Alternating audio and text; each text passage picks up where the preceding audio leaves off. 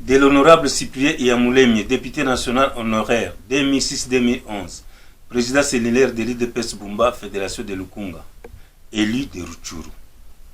La situation dans le territoire de Rutshuru, en République démocratique du Congo, est très alarmante et mérite une attention particulière. En effet, depuis plus de 25 ans, avec le bilan de plus de 13 millions de morts, c'est trop. La population vit un génocide dans un silence coupable. Le terrorisme, les violations très graves des droits humains, les viols, les violences sexuelles sont l'œuvre de Paul Kagame, dernier dictateur et sanguinaire de ce XXe siècle finissant dans les pays des Grands Lacs.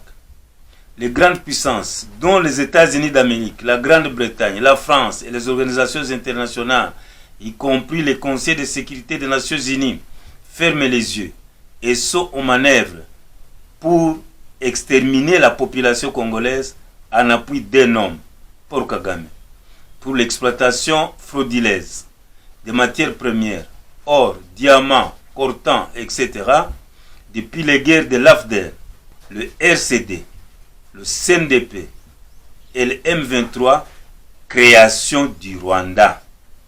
La catastrophe que vit la population de Rutshuru, la mort, l'errance, pour ce qui fut maintenant la guerre, des supplétifs du Rwanda, le M23, des armées rwandaises et ougandaises, est insupportable.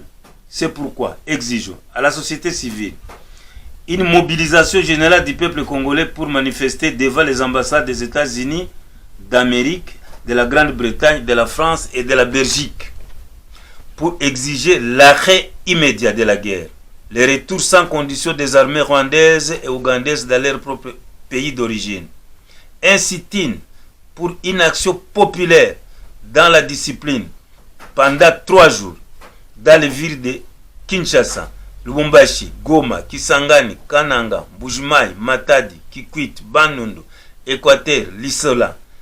Mobilisons-nous pour sauver la patrie.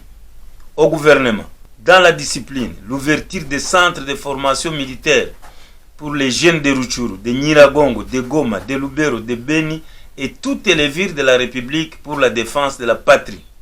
Les motivations des forces armées dans tous les sens, achat des armes, munitions, aviation de guerre et financière.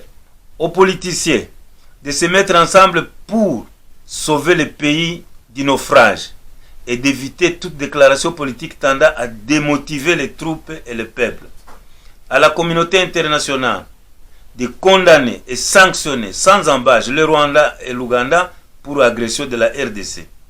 Comme en Ukraine, aider la RDC en matériel, finance, technologie pour chasser l'agression ou l'agresseur occupant.